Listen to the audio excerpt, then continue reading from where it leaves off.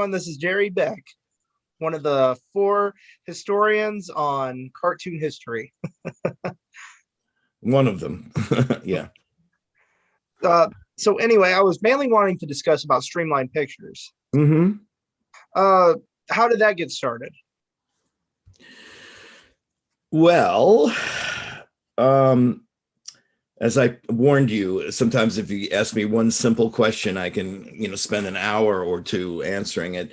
Um, I feel like asking you, of your interest in it. Did you grow up seeing the Streamline films, or you discovered them, or It you know? was a little bit of both. I remember Eight Man After and Tales of the Wolf. Uh-huh. And I swear I seen a Kiki's Delivery Service movie on WB before Disney bought it and redubbed it. And I swear it was the original Streamline dub to that. And Akira I had on VHS from Streamline. So Well, what happened is this, in a nutshell. Obviously, I'm not exactly ancient, but I'm an older person now. But I'm still a fan. I've been a fan of comic books and animation and what we call anime for decades now. And uh,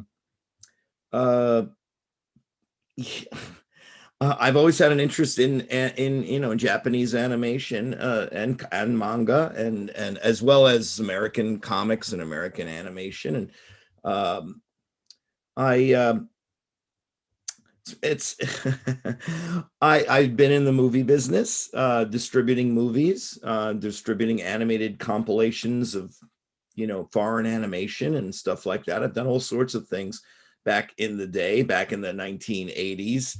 And I used to go to the comic book conventions back then, which were nothing like the ones today. They were a lot smaller, and they were more based around the actual love of comic books, and anime was a thing at conventions. I used to show. I used to be back in. I grew up in New York, and I mainly lived in New York until '86, and then I moved to LA. And back in the early '80s, I was running what they call the film room back in those days. The film room, where this is the age before cable channels and DVDs and anything. So we'd run literal film, 16 millimeter film projectors, and I would borrow Japanese animation episodes in Japanese in beautiful color, film prints from the Japanese distributors who happened to be in New York where I was. I would just knock on their door and say, "Do you have any giant robot shows and things?" They would loan them to me to show at the convention, and audiences loved them. Seeing them on the big screen and hearing people, the crowd was amazing.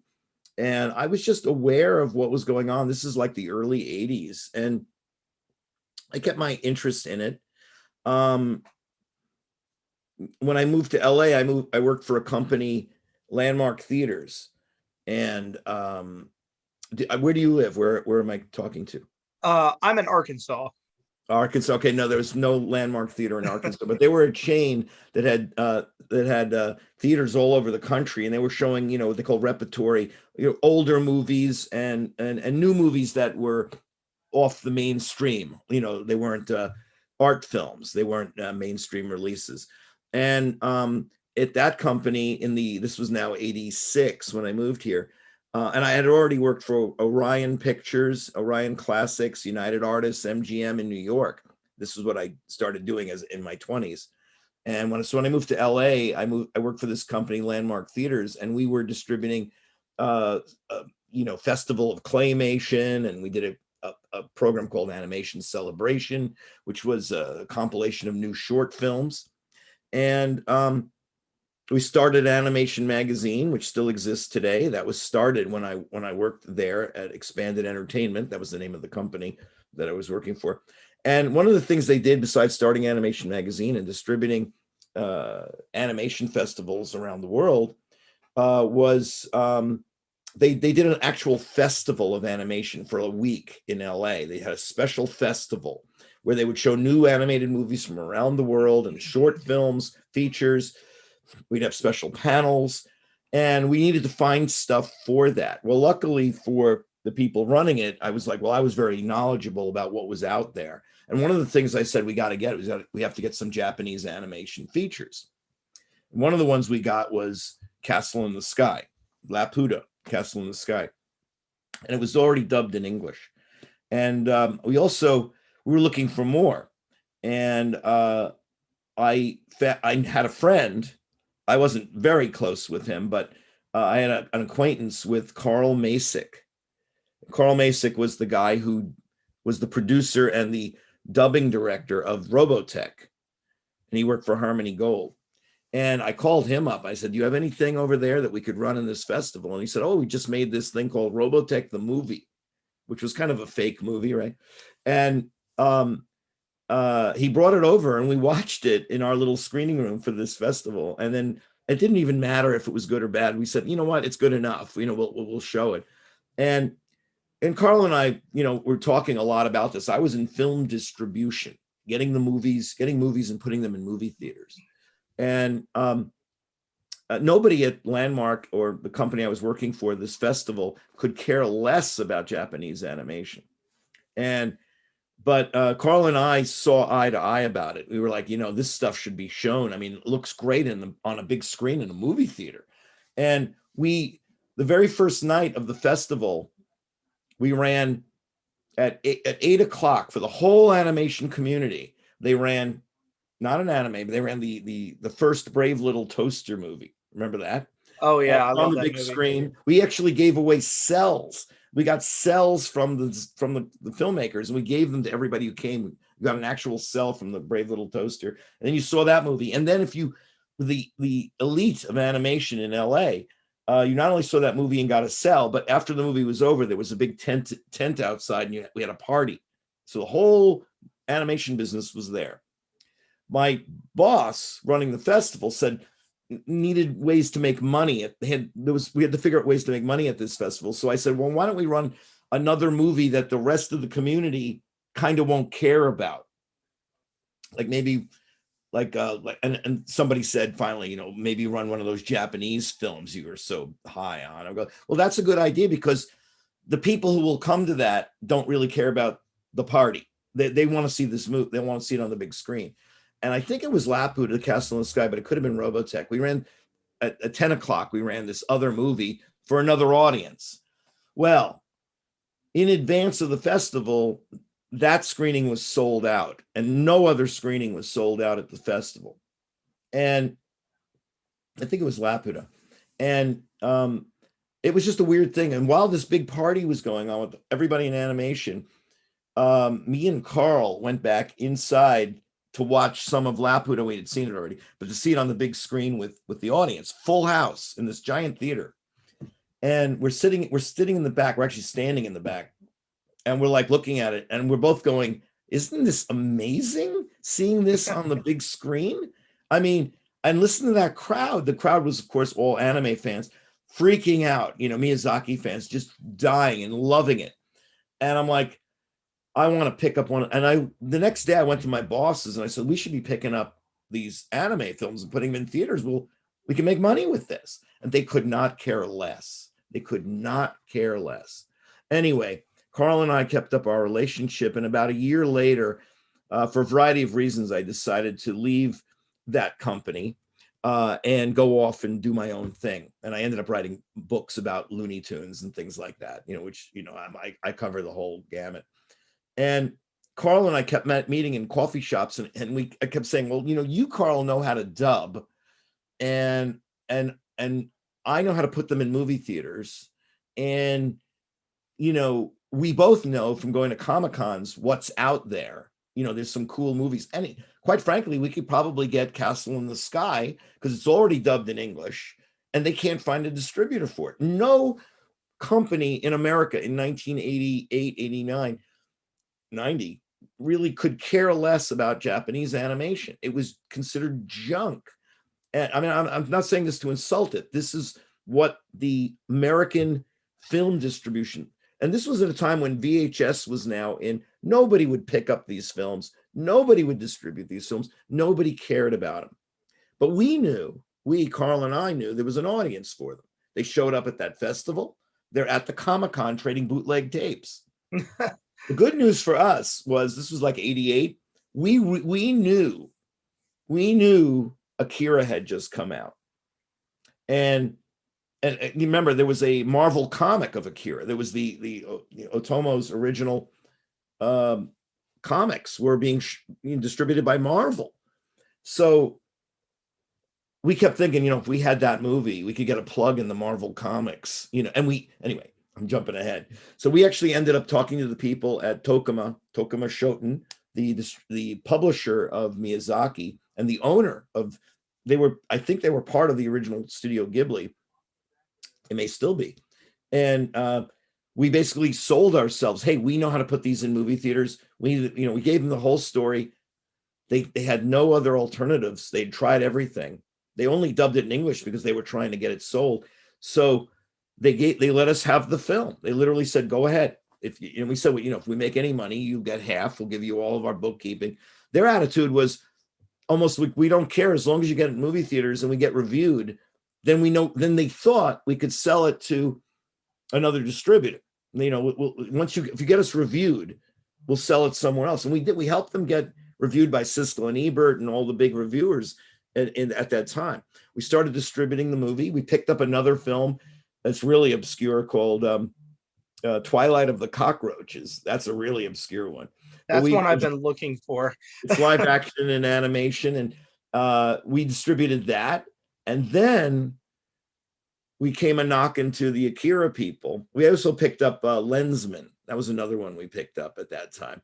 And then, we went to the Akira people. And the Akira people, they dubbed the streamlined dub they dubbed it. We didn't dub it. They dubbed it. A streamlined dub is, we did the original Totoro, and then we did Kiki. We did those. Those were our first. They came from the same place that Castle in the Sky came from. The people who we got permission to show Castle in the Sky came to us and said, "Can you dub these two movies for us for what is it called? It's the Tokyo Airlines. It's the I think it was NAL or something like that. It's the Japanese Airlines. They were going to show it there, and that was the only reason that they wanted it in English. And we did that, and it was great because we were now on a roll. We were beginning to dub things. The Akira people, they knew they had something good, but they went everywhere to every distributor, and nobody wanted it for a variety of reasons. I won't go into it all, but they told us, basically because it was like an R-rated film, and the American distributors could not figure out, plus they didn't want it cut. And of course we did not want any of the, the catalyst for Streamline was Roger Corman and his New World Pictures in 1985 picked up Nausicaa and the Valley of the Wind, and they released it as Warriors of the Wind in America, cut down from 2 hours to 88 minutes. And they dubbed it like it was a kiddie film. And it was insulting. I think they even took the music track out. And that really, between me and Carl, we were like, no, they can't do that. We can't do it. So our goal right at the very beginning was to dub these things as accurately as we could, leave in all the music and effects from Japan, and to treat these things with respect, treat them for real. And we knew we had an audience for them in the beginning. Because I had my background in film distribution, I literally had to call theaters all over the country and convince them to run anime, which they had no interest in doing, but I was able to do it. And they did get full houses. And so I remember a famous quote from one of the theaters was, "Yeah, it's not our regular audience, but you have an audience." And it's, and that's good enough for them. They needed to fill seats. So these art theaters all around the country were playing our Streamlined pictures. And Akira was kind of our big hit, of course, our big hit. And we were able to get that, nationwide publicity, Entertainment Tonight, and, all the great publicity that you could get for a movie. And then we were trying to help all these companies get a video deal. At the time, getting a video deal was a lucrative thing. And we thought, well, just by getting them in the theaters, getting reviews, someone was going to pick these up for them, make them some nice deal. that didn't happen. So we said to the distributors, and that's true of both well, we said it mainly to the people with Akira. We said, look, we'll distribute them to video stores. And quite frankly, I didn't have that, I wasn't an expert on doing that at all. But we said we'd do it. And we learned how to do it by doing it. They gave us Akira. We got it on videotape. We didn't have any contacts with real video stores. And video stores didn't have a shelf for anime. So what we did was, as you may know from looking at the old boxes of Streamline's videos, is it says video comics on it. Yeah, I have my VHS of it somewhere. So. Right. And so what we did was we did know one thing. We didn't know the video stores, but we knew the comic book stores. And we went to the comic book store distributors and we said, this is a whole new idea, video comics. And of course it was anime. And so we ended up selling Akira, and we started putting out other stuff under the video comics label, and it worked. People were buying them in the comic book shops. And once the word got out that people were buying them in the comic book shops, the video stores came to us and said, we want to rent some of these to, our customers and this kind of thing. So we ended up selling to the video stores. But we started with, and we continued while I was there. I did leave. I left after 5 years, but the basis of us was distributing to movie theaters and dubbing as well. And we did a lot of that work. And it was, even though we had Akira, we didn't make a lot of money. All money we made went right back into making the posters, the trailers, dubbing the films. We rented an office at one point. I mean, we didn't actually make a paycheck while I was doing that. I worked on other books. I worked on the book called 50 Greatest Cartoons and many others. I was doing like 3 things at the same time, but my office, I had an office in a little building. We had an office for Streamline, and we had a lot of adventures. And it's funny because I'm still involved. I mean, barely throughout the years, but next week I'm going to when Streamline finally closed, a bunch of the videos were stashed in a friend's house, and that friend is now moving after 30 years. And I have to go over there and look and pull the boxes out. I don't even know what we're going to find, but it's probably a lot of old Streamline Pictures videos in mint condition that were stored for years in this house. So I'm going to go next week and see what that's all about. I mean, every once in a while, something Streamline pops up for me, but I've moved on from that. I had a career way, after that, that's gone on and on, but mainly with American animation. But I'm very proud of what we did. We were ahead of our time. We were doing it way before everybody else. I still remember one of our screenings of Castle in the Sky at the New Art Theater in Los Angeles. I was such a nut about what we were doing. I would literally go to any screenings I had time to go to. And I went on a Saturday afternoon to that screening there. And I'm standing there and I noticed, a friend of mine from Disney Animation was coming in. And then I noticed another guy that I knew from Disney Animation. And then I saw the guy, Peter Schneider, who was the head of Disney Animation. And he literally treated his department. They treated everybody of Disney Animation to come to the theater here. I'm surprised they didn't call us up and ask us to loan them the print, but they came to the theater, supported it. And it was like all of Disney was there for that screening and that Saturday afternoon. I thought, wow, that's pretty cool. And I'd like to think that led to, Disney later picking up Spirited Away and all the Miyazaki films. And of course they redubbed them. But I'd like to think that we started that we got them interested in it, Well, there's one thing I noticed about the two Kikis. Yeah. Kristen Dunst sounds ironically similar to Lisa Mitchelson. I mean, I think they took a lot of liberty, and I've never heard her voice before until today when I was clicking through it on Behind the Voice Actresses, and I heard her and I said, wow, she sounds just like Kristen Dunst. Like, this is crazy. Well, the Kristen Dunst is famous, and I think her name is Lisa Michelson, and she unfortunately passed away after making that film. She was in a car accident. That was a tragic situation. But and her husband at the time was Greg Snegoff, who was a director for us, and he also did a lot of voices on a lot of streamlined pictures. And they were top professionals, all of them. One of my favorite hires, who's a friend of mine today, probably the only person I can think of who's a person I stay in touch with from the voices, is Bob Bergen, who we hired to do Lupin for Castle of Cagliostro.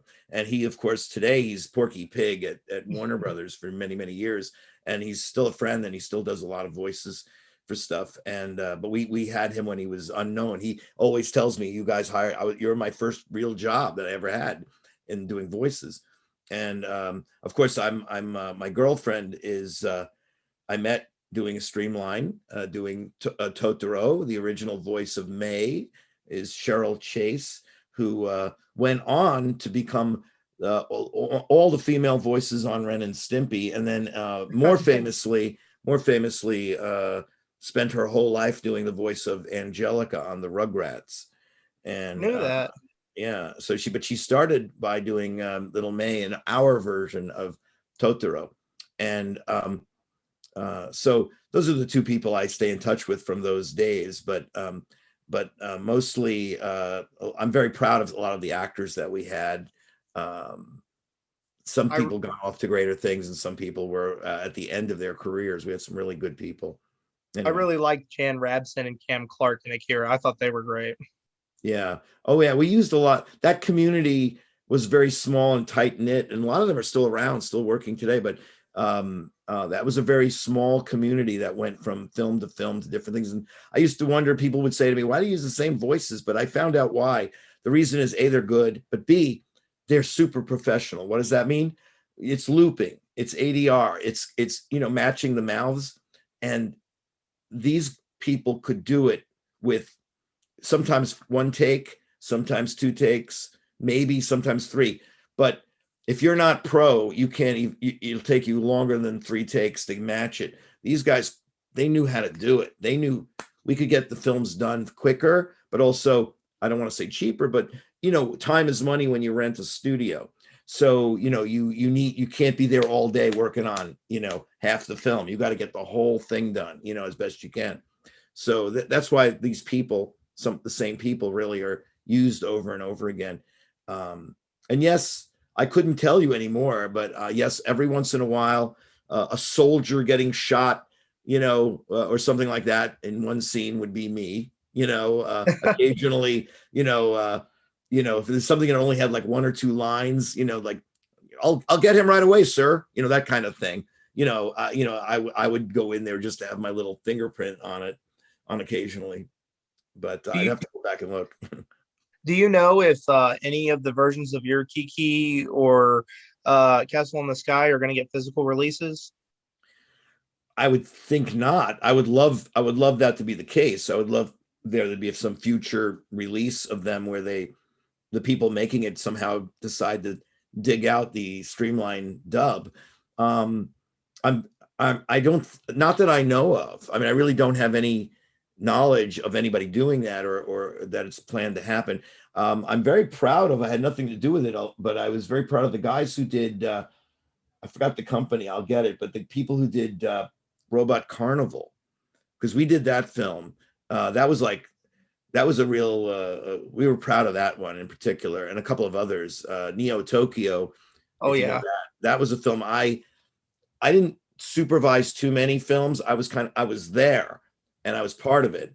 Carl was really the guy who directed, but he let me. Once we started getting into it, I really wanted to do the whatever dubbing was needed on the Neo Tokyo. So that one's mine, my baby. And I also was very heavily involved with the Robot Carnival. And the people who put out the Blu-ray of Blu-ray, they did a beautiful job in every direction, and they went out of their way to get our dub and do a little background on us. And in fact, what they did was I believe on that Blu-ray, they released it. On the Blu-ray are two cuts of the film. There's the version we released to theaters, and there's the version as it was originally in Japan. and we did. It's a film with it's a compilation film, so it's in like 9 segments, and we did rearrange some of the segments for legitimate reasons. We things we had to do to release it in theaters, and we put English, credits at the end and things like that. So we had to do some work on it, and so I like that they put out both versions and kind of respected what we did. Um, and I think there's another film that did that too, but I'm forgetting which one. There's another film that somebody put out, and they really they went out of their way to make do a good job respecting what. I think Funimation did that with Akira, actually. Yes, I think you're right. Funimation with Akira, I and I actually have the Blu-ray right here. oh, there you go. I should And say I actually have Jan. He signed it for me, and I had him write. Kaneda sends his warmest regards. that's cool. I want to. I just remembered the name of the people who did Robot Carnival, so I want to give them a shout out. It's Discotech Oh, Media. I know That's who they are. Yeah, that's the people who did that. They did a great job. Oh, And I've never really taken an accounting of how many videos are out there with our dub, because a lot of times, many other movies, they're not our dub. I think I'm really not thinking about it. I think Gogol 13, Fist of the North Star. I'm not sure if somebody else redubbed Wicked City that we did. yeah, On there's and on two. and on and on. Yeah. There's two dubs to Wicked City. I have both of them. I had the old VHS copy, and then I found it on DVD, which I was kind of disappointed because I was like, I like this isn't the voices, and Well, that whatever we did, whether people like them or not, I think everyone could agree that we did a good job, and I'll defend what we did till to the death, because be, people forget what it was like before us. We were the ones who started doing good dubs, because before us, nobody was doing good dubs. I mean, mhm. it was embarrassing, and we put what I call professionalism in what we were doing. don't Um, get after, don't get yeah, me go ahead. started on the original dub to Sailor Moon. I mean, it's good, Oh, and I love some of the actors and actresses in it, but the things that they cut, the footage they cut, it was too much. yeah, no, I totally understand. That's why Streamline did what it did. For me, I felt I had more to do in life, and I think that was borne out and true. And I always, I think starting Streamline, doing Streamline, these were things I wanted to do, and we did it. And then after about 5 years, I was like, I kind of hit I kind of like, there's other things I also want to do. And Streamline was in good hands with Carl and the people that we had hired. We were able to hire some people by the time I left. So things were in good shape. But so I was there in the beginning. I was there for about 5 years, 1988 through maybe 92 or so. That's my period of being there, maybe 93, I forgot. And the but it was a highlight of all the things I've done, and I'm very happy. I really want I do want us to not be forgotten. I have several posts on my cartoon research blog that my colleague Fred Patton, who became one of our employees, he wrote up several columns about Streamline Pictures films, and a couple of those posts have a lot of the history of what we did and when we did it. I mean, I'd like somebody else to write that book or make that documentary. I think there's I'm going to be doing that soon. all right, good, good. Yeah, Yeah. I was telling you on Facebook, I'm going to be doing a little historical video on Streamline Pictures because there was some important anime in there, and it didn't need to be forgotten. It was a great run of series, and like Neo Tokyo, I have the VHS copy too. I would love to have the DVDs to it also. I mean, when we were doing Streamline, we knew standing there, we knew at the very beginning of it that if we can make this happen, we we used to use the term cherry pick. We could cherry pick whatever we wanted, because you know what? At that time, we had no competition. There was nobody else doing this. And so that's why we got Akira. That's why we got Wicked City. These were the films we wanted. I wanted Neo Tokyo because I loved it. We wanted anything we released in those years that I was there, and maybe even beyond that. Those were films we wanted to release. We wanted people to see these films, and that's what, that's what we had at that time. Now, I believe our original competition was what was the name of that company? 21st Century. No, it was the one, oh gosh, I'm sorry, I'm having an old man moment where I'm trying to remember. US Renditions and Central Park Media. Those were our two main competitions once we got rolling.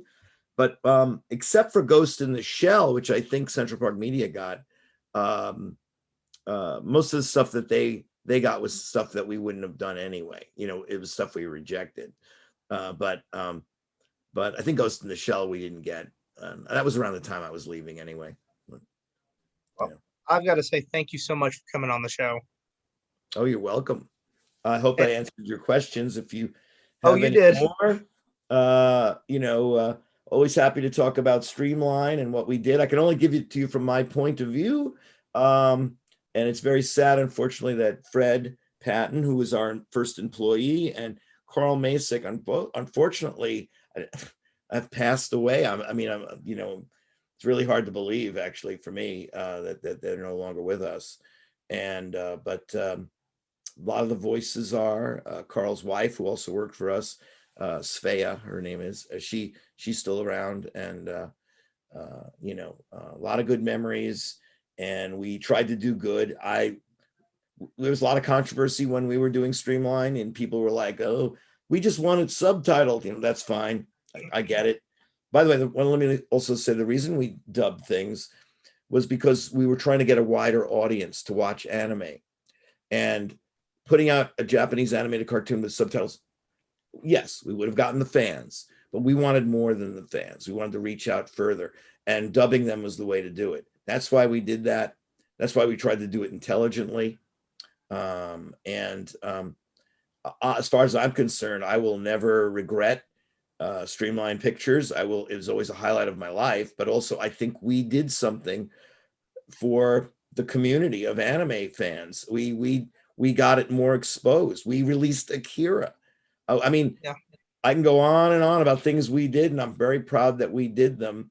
We moved on from there, but the rest of the world took our place. And I'm very proud when I see anime films getting nominated for an Oscar, or, what G Kids is doing.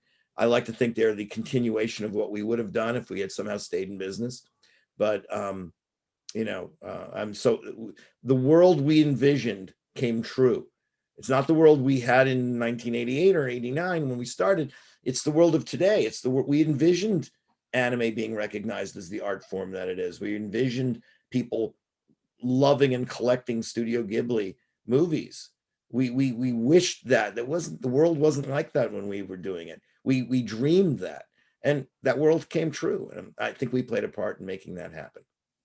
That's my statement. That's my end statement. I think you guys did really great too. Thank you.